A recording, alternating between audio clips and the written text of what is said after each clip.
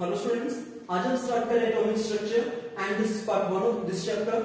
आज का हमारा टॉपिक होगा डिस्कवरी ऑफ इलेक्ट्रॉन और we can say cathode rays experiment. ये आपको आगे पता चलेगा कि इस टॉपिक को हम कैथोड रेज एक्सपेरिमेंट भी क्यों कह रहे हैं। तो स्टार्ट करते हैं। हमारे पास साइंटिस्ट थे विलियम क्रूक्स। विलियम क्रूक्स ने क्या किया कि उसने एक ट्यूब ली, ट्यूब को दोनों एंड्स में से क्लोज कर दिया, दोनों एंड से हमें क्लोज कर दिया। इस ट्यूब को हमने कहा डिस्चार्ज ट्यूब। इस ट्यूब में से छोटी सी पाइप निकाली, उस पाइप को हमने कहा टू वैक्यूम पंप, राइट। अब इसमें हमने दो मेटल के पीसेस रखे, दो मेटल के हमने पीसेस रखे। Now they are just metal pieces, right. So remember that कि एक इसमें टर्म आपको सुनने को मिलेगी इलेक्ट्रोड्स वाली। तो इलेक्ट्रोड्स कहीं ने शायद सुनी हो, अगर नहीं सुने तो आप देख सकते हो। इलेक्ट्रोड्स हमारे पास दो तरह के होते हैं, first one is cathode and second one is anode. तो ये आपने थोड़ा सा सुना सुना लग रहा होगा, पर ये वो नहीं है जो आपने पढ़ा होगा। आपने पढ़ा होगा cation, right. Of course cation और कैथोड एक जैसे हैं, नेम थोड़ा सा सिमिलर है बट ये सेम नहीं है। कैटायन का मतलब हमारे पास क्या होता है, that is Na positive, Mg2 positive. So इसमें हमारे पास क्या होता है, सिर्फ पॉजिटिव साइन ही ऊपर आ सकता है एलिमेंट्स और किसी चीज के ऊपर, राइट। तो हमारे पास इन आयंस को कह देते हैं कैटायंस। एनायंस हमारे पास क्या होते हैं, वो आयंस जिनके ऊपर नेगेटिव साइन है। पर इस केस में ऐसा नहीं है, कैथोड के ऊपर पॉजिटिव साइन भी हो सकते हैं, कैथोड के ऊपर नेगेटिव साइन भी हो सकते हैं। सिमिलरली एनोड के ऊपर पॉजिटिव भी हो सकते हैं, एनोड के ऊपर नेगेटिव भी हो सकते हैं। It only depend on type of cell that we are using, that we have two type of cell. Firstly we have a galvanic cell and second one is we have a electrochemical cell. About these cells you will discuss in electrochemistry, which is a chapter of +2 chemistry. So in that chapter we'll discuss it in detail.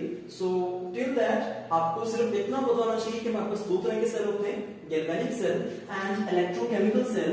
क्योंकि electrochemical cell और galvanic cell का ही main इस chapter में significance है, तो उस chapter में हम इसको देखेंगे। आपको सिर्फ इतना पता होना चाहिए कि कैथोड पॉजिटिव और नेगेटिव दोनों हो सकते हैं। इट डजंट मीन कि अगर इसमें मैं कोई एक चीज ले रहा हूं तो वही हो सकती है, नो इट डजंट, राइट। तो इसमें जो इस चैप्टर में कंसीडर करेंगे वो हम देखेंगे कैथोड को नेगेटिव और एनोड को हम देखेंगे पॉजिटिव। तो वो हमारे पास पॉजिटिव और नेगेटिव आ कैसे रहे, इसलिए तो हमारे पास पॉजिटिव और नेगेटिव इसलिए आ रहा था बिकॉज पॉजिटिव जब कोई एलिमेंट इलेक्ट्रॉन्स लूज करता था तो उसके ऊपर पॉजिटिव चार्ज आता था, और जो कोई गेन करता था तो उसके ऊपर नेगेटिव चार्ज आता था। तो यहाँ पे तो हमने सिर्फ दो मेटल पीसेस लिए हैं। जब उनके ऊपर हम एक बैटरी अटैच कर देंगे, जब उसके ऊपर हम एक बैटरी अटैच कर देंगे, बैटरी के ऊपर हमारे पास दो टर्मिनल्स होते हैं, राइट। ये बड़ी लाइन हमारे पास क्या रिप्रेजेंट कर रही है, that it is positive terminal, and छोटी लाइन हमारे पास क्या रिप्रेजेंट कर रही है, that it is negative terminal. So a metal piece which is connected to positive terminal will turn as positive, and a metal piece which is connected to negative terminal will turn as negative. So negative metal को हम कह देंगे cathode and positive metal piece को हम कह देंगे anode. So ये हमारे पास बेसिक फंडा है जो हम इसको यूज कर रहे हैं। आपको कई रेफरेंस बुक्स में ये देखने को मिलेगा कि यहाँ पे कैथोड है, वहां पे एनोड है, वो आप एक बार दोबारा चेक करना। वहां पे हमारे पास क्या होगा कि उन्होंने टर्मिनल बैटरी का थोड़ा सा ऐसे लगाया होगा कि नेगेटिव वाला टर्मिनल इधर होगा। अगर नेगेटिव वाला टर्मिनल यहाँ पे तो ऑफ कोर्स ये भी हमारे पास नेगेटिव हो जाएगा और वो हमारे पास क्या हो जाएगा, पॉजिटिव हो जाएगा। अब पॉजिटिव है तो उसका नाम हमारे पास क्या हो जाएगा, एनोड, और इसका नाम हमारे पास क्या हो जाएगा, कैथोड। चलो हम ऐसे ही करते हैं सो दैट आप कंफ्यूज ना हो, तो हम ऐसे कर रहे हैं। तो इसमें हमारे पास क्या हुआ कि विलियम क्रूक्स ने यहाँ पे 10,000 वोल्ट की इलेक्ट्रिसिटी यहाँ से पास कर दी। Of course, it is a very huge amount of electricity, right? तो जब उन्होंने पास करवाई, अब उनको देखने को क्या मिला? Now we are talking about observations, right? So observations की बात कर रहा हूं मैं कि उनको देखने को क्या मिला कि उनको पता चला कि जो कैथोड है, कैथोड में से कुछ ना कुछ रेज निकल रही हैं, कैथोड में से कुछ रेज निकल रही हैं which are directed towards anode, जो एनोड की तरफ जा रही हैं। अब आपको पता है कि कैथोड का साइन क्या है, नेगेटिव। सो जो इनमें से कैथोड रेज निकलेगी, अब इनके में से जो रेज निकली है उनका नाम हमने क्या रख दिया, कैथोड रेज, बिकॉज ये कैथोड में से निकल रही है। तो आपको ये नाम पता चल रहा होगा कि इस एक्सपेरिमेंट का नाम कैथोड रेज एक्सपेरिमेंट क्यों पड़ा, राइट? ओके, सो जो कैथोड रेज कैथोड में से निकल रही थी, of course cathode as a negative sign, तो इस रेज का साइन में हमारे पास क्या हो गया, नेगेटिव हो गया। या आप ये सोच सकते हो, या फिर आप ये सोच सकते हो कि हमारे पास एक चीज होती है, कंसेप्ट होता है इलेक्ट्रिसिटी में कि पॉजिटिव और नेगेटिव आपस में अट्रैक्ट करते हैं, पॉजिटिव पॉजिटिव और negative negative, positive positive negative negative, ये आपस में क्या करते हैं, रिपेल करते हैं। That like repel like and like attracts unlike, right? तो यहाँ पे अगर कोई रे उसकी तरफ डायरेक्टेड है, उसकी तरफ अट्रैक्ट हो रही है, उसकी तरफ जा रही है, इसका मतलब है जो चार्ज उस मेटल पीस पे है उसका ऑपोजिट चार्ज इन रेज के ऊपर होगा। So it proves that cathode rays contain negative charge. So it proves that cathode rays contain negative charge, but as हमें पता है कि किसी रे के ऊपर चार्ज नहीं होता, किसी रे के ऊपर चार्ज नहीं होता, it doesn't mean कि इन रेज के ऊपर कोई चार्ज है। Of course जो रेज में पार्टिकल्स प्रेजेंट होते हैं, जो रेज में पार्टिकल्स प्रेजेंट होते हैं उनके ऊपर चार्ज होता है, जो रेज में पार्टिकल्स प्रेजेंट होते हैं उनके ऊपर चार्ज होता है, बट हमें ऐसा लगता है कि रेज के ऊपर चार्ज है, बट ऐसा नहीं होता। सो जो रेज में पार्टिकल्स थे कैथोड रेज के बीच में, तो उनके ऊपर चार्ज था, कौन सा चार्ज था हमारे पास, नेगेटिव, और उन पार्टिकल्स का हमने नेम रख दिया, दैट इज इलेक्ट्रॉन। उन पार्टिकल्स का हमने नाम रखा, ऑफकोर्स हमने नहीं रखा, विलियम क्रूक्स ने रखा, तो इन पार्टिकल्स का नाम हमारे पास क्या आ गया, इलेक्ट्रॉन। तो ये हमारे पास थी observations. Now we will discuss about properties कि जो कैथोड रेज आ रही थी वो उनकी क्या प्रॉपर्टीज थी, क्या खूबियां थी। Of course, there are multiple properties, about 9 to 10. They are in some reference books.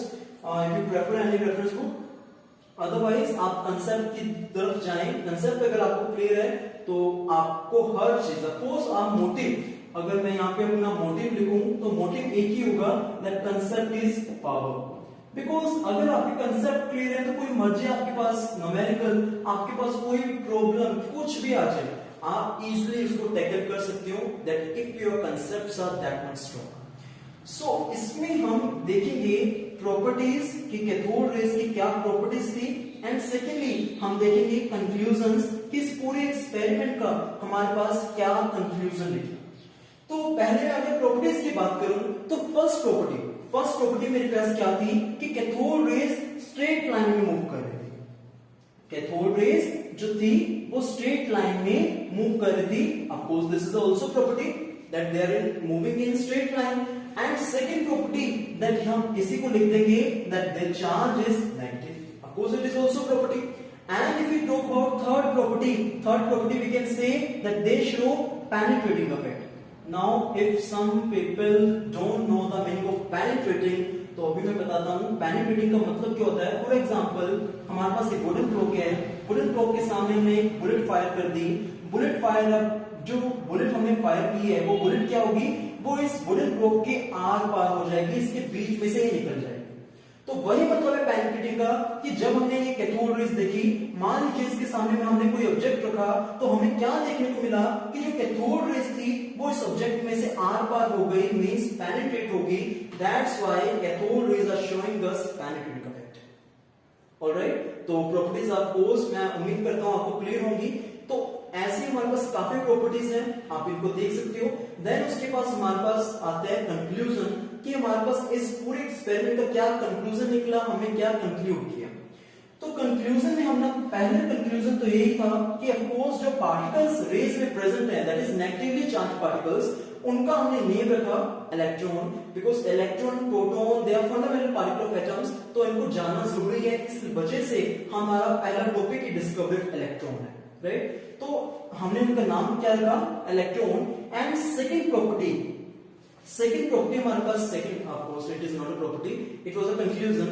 So second conclusion हमारे पास क्या आया कि जो इलेक्ट्रॉन है, इलेक्ट्रॉन के ऊपर हमारे पास चार्ज कितना है, that is 1.6 into 10 raised to power minus 19 coulomb. Of course, coulomb is a unit of charge. That's why I am stating 1.6 into 10 raised to power minus 19 coulomb. This is a charge of one electron. And now, if you know the value of one electron, that is the charge of one electron, then you can calculate any charge, because charge of any body is equals to, that is Q is equals to Ne, that if you know number of electrons present in that body, then you can calculate charge of that body. That is, here N is the number of electrons and E is the charge of one electron. So that why that you need to just calculate value of N, that is N, and after multiplying N with the E, that is the charge of one electron, you can calculate value of total charge, that is Q. All right. Okay, so ये हमारे पास second conclusion था. Third conclusion हमारे पास क्या निकला कि जो हमारे पास चार्ज बाय मास रेशियो थी, मैं इसको थोड़ा सा कंजेस्टेड हो रहा है, राइट? इट्स ओके, आपको उम्मीद करता हूँ समझ में आ रहा होगा. ओके, सो हमारे पास इसको मैं थोड़ा सा इरेज कर देता हूँ सो दैट आपको अच्छे से समझ में आए.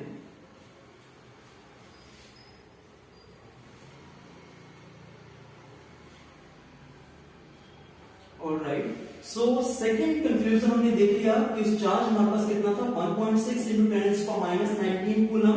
And third conclusion was that we have charge divided by mass ratio, and what was it? That is 1.76 into 10⁻11 coulomb per kilogram. And now as we know the value of charge, then we can easily calculate the mass of one electron by just substituting the value of charge. And now charge is a 1.6 into 10⁻⁻19, that is okay, so we can calculate mass with the help of this relation, and that is mass is equals to 9.1 into 10⁻31 kilogram. This is the mass of one electron. These are some figures that you need to remember, that is the mass of electron, charge of one electron, right? ये हमारे पास conclusions थे इस पूरे experiment के, जिसमें हमने देखा कि इलेक्ट्रॉन हमारा कैसे डिस्कवर हुआ. इसी तरह से हम देखेंगे प्रोटॉन हमारा कैसे डिस्कवर होता है. तो प्रोटॉन की डिस्कवरी को हम देखेंगे नेक्स्ट लेक्चर में, तो बने रहिए हमारे साथ. इसमें उम्मीद करता हूं आपको पूरी अच्छी तरह से समझ में आया होगा. अगर कोई भी आपको डाउट है देन आपको कमेंट सेक्शन अलाउड है, उसमें कमेंट करना, आप कमेंट करके कोई भी डाउट पूछ सकते हो.